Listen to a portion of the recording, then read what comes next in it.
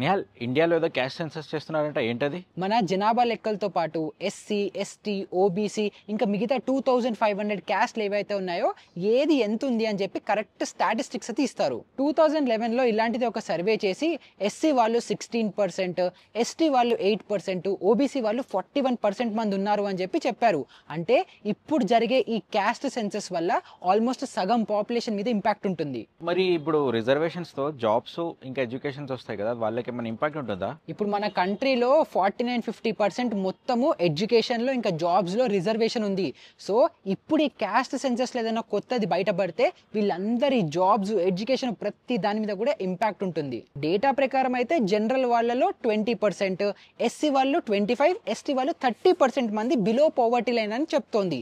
కానీ ఇప్పుడు ఈ సర్వే జరిగిన తర్వాత ఈ మెట్రిక్స్ మొత్తం కూడా చేంజ్ అయ్యి గవర్నమెంట్ ఎవరికి ఎంత అలొకేట్ చేయాలి, గవర్నమెంట్ స్కీమ్స్ ఏమైనా మార్చాలా, ఇవన్నీ డెసిషన్స్ తీసుకునే అవకాశం కూడా ఉంటుంది.